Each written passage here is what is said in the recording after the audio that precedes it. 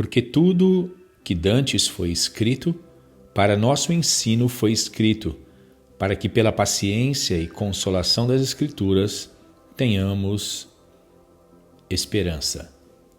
A graça e a paz a todos vocês que estão assistindo este vídeo.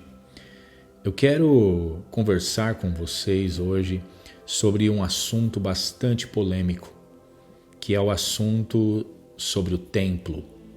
Quando se fala em templo, o que vem à sua cabeça? Isso ou isso? E quando você ouve a palavra igreja, o que vem à sua mente? Isso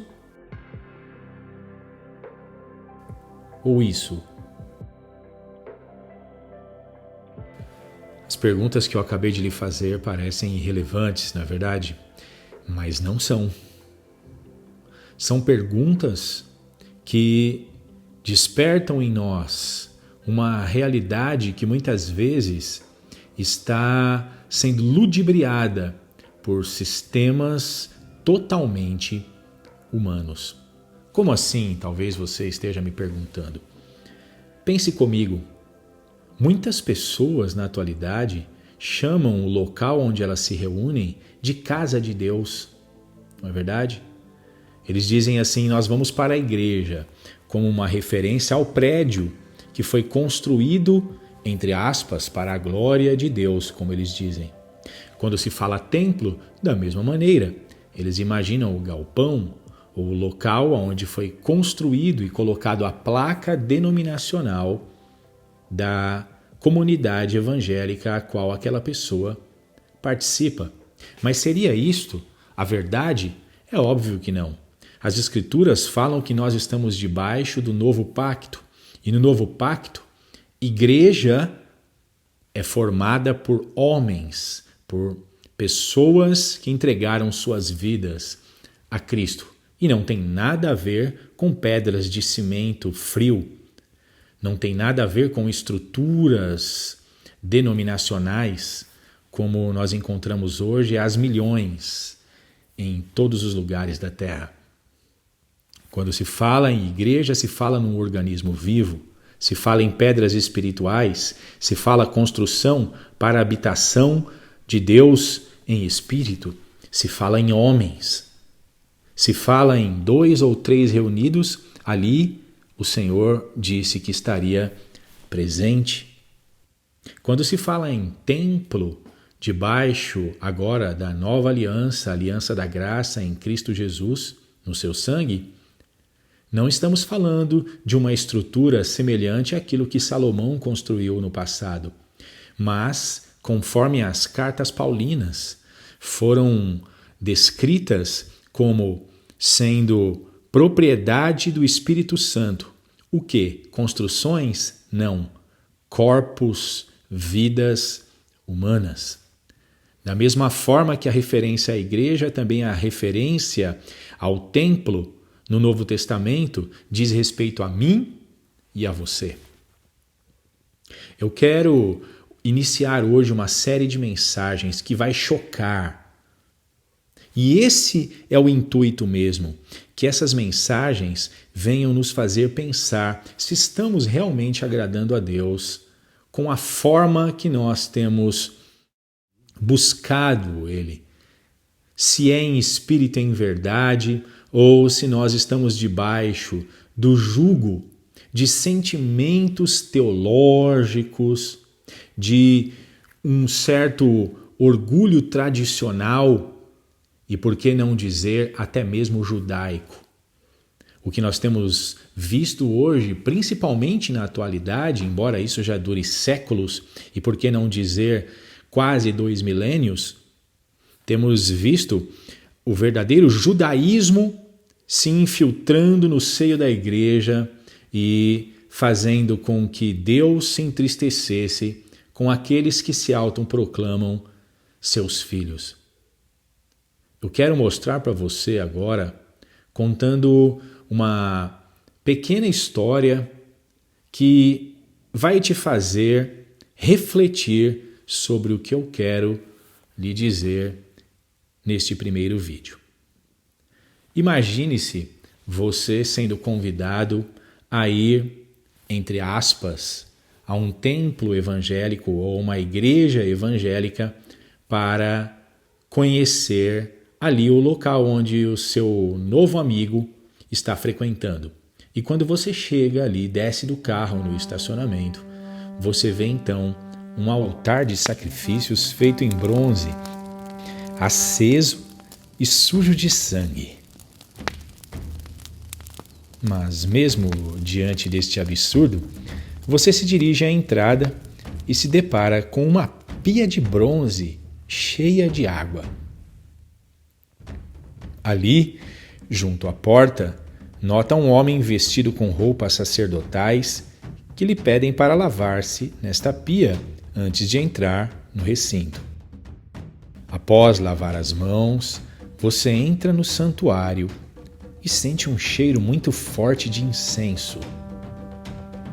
Olha para o lado direito do salão e vê uma mesa de ouro com vários pães novos, muito bem posicionados. E no lado oposto ao salão, na parte esquerda, contempla um candelabro de ouro iluminando todo o local. Meio confuso com tais móveis, você segue em frente rumo ao altar e descobre de onde vem o tal cheiro de incenso, pois vê claramente 2 incensários de ouro nas extremidades do palco, com especiarias a queimar. Logo à frente, uma cortina espessa com um lindo acabamento vermelho, porém entreaberta de tal forma que podia-se contemplar ao fundo uma arca de ouro com querubins em sua tampa. Qual seria sua reação após tal experiência? Frequentaria tal local para adorar a Deus em comunhão com seus irmãos? Convidaria alguém para congregar com você naquele ambiente? Caso sua resposta seja não, eu gostaria de saber o porquê de sua negativa afirmação. Acredito que todos os cristãos que são leitores assíduos da Bíblia me responderiam que aquele local é totalmente cercado de figuras do tabernáculo de Moisés e do templo de Salomão, que foram finalizadas e inutilizadas pela vinda do Messias, uma vez que eram meras sombras das realidades cumpridas uma a uma pelo sacrifício de Cristo por sua igreja.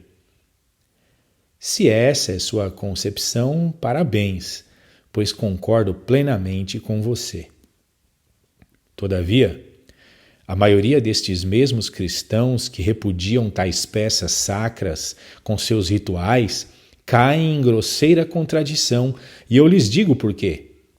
Porque tiraram os móveis, os altares, os pães, incensos, cortinas, roupas sacerdotais, candelabros, holocaustos e arcas de ouro, mas não tiraram o maior de todos os móveis que compunham aquele sistema didático reputado no Novo Testamento como mera sombra do passado, o templo com suas paredes. Ou tiramos tudo ou não tiramos nada, uma vez que toda a estrutura, seja a casa em si ou os móveis, foram construídos para transmitir a realidade perfeita em Cristo e nós. O altar do holocausto simboliza a cruz, a pia, a purificação da palavra. O candelabro, o Espírito Santo que nos ilumina. Os pães, a palavra que nos alimenta. O incensário, nossas orações. A arca da aliança, a presença de Deus cercada pelos seus querubins. As tábuas da lei, nosso coração. A vara florida de Arão, o milagre da ressurreição, e o maná, Cristo, o pão vivo que desceu do céu e ressuscitou dentre os mortos, imperecível. Agora pense um pouco. O templo ou o tabernáculo representam o quê? Representam a cada um de nós, local perpétuo da morada de Deus. Meu caro irmão, tudo, Absolutamente tudo ali é chamado de sombra, inclusive e principalmente o templo. Se já abdicamos de tudo que era leve e fácil de deixar, por que não encaramos a verdade da revelação da palavra e deixamos o último e mais pesado de todos os objetos sagrados da lei, que é o templo? Pense nisto.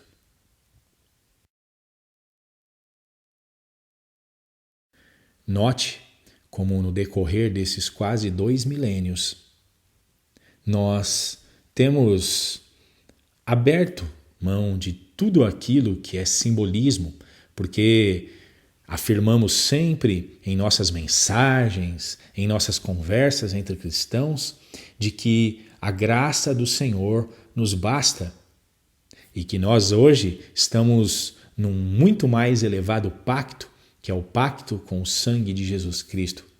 Mas porque o templo ainda está ali? Se o templo somos nós, se tudo o que havia no tabernáculo e no templo que Salomão edificou e que depois foi reedificado por Herodes e foi definitivamente destruído no ano 70, nada mais era uma representação da lei para instruir-nos no tocante à realidade em Cristo Jesus. Eu sou o templo do Espírito Santo, você é o templo do Espírito Santo. Não existe templo edificado por mãos humanas para Jesus Cristo. Deus não habita em templos feitos por mãos humanas. Não é isso que dizem as Escrituras? Quero ler alguns textos com vocês. Leia comigo. Atos capítulo 7, versículo 44.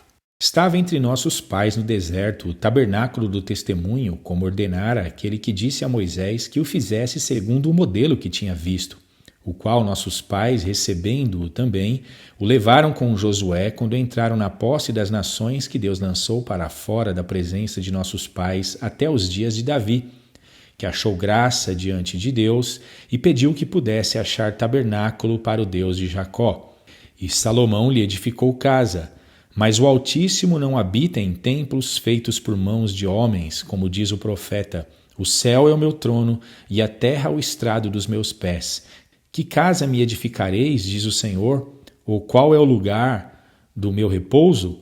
Porventura não fez a minha mão todas estas coisas? Este texto foi a última pregação do jovem Estevão.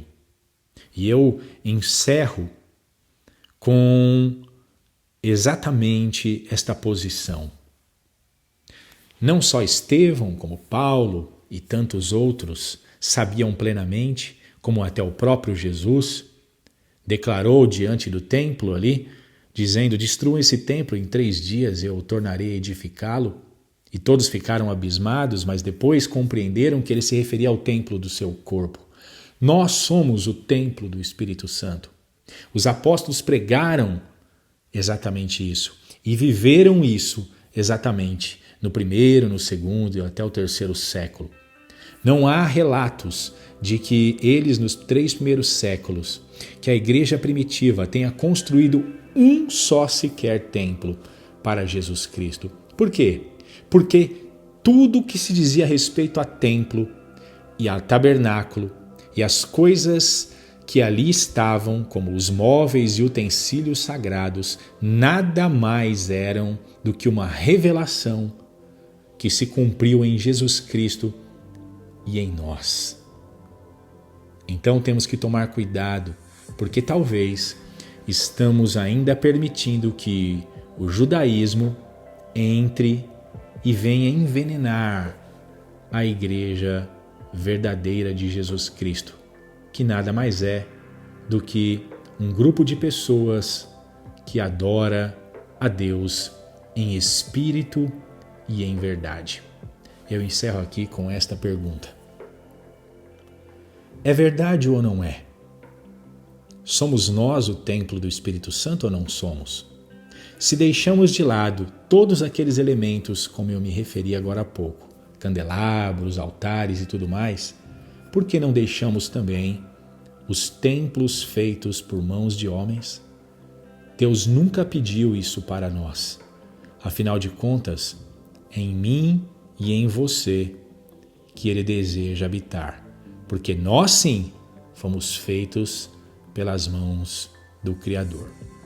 Que Deus possa te abençoar e que esta mensagem possa trazer grande reflexão ao seu coração. Deus lhes abençoe e até a próxima, se Deus assim permitir.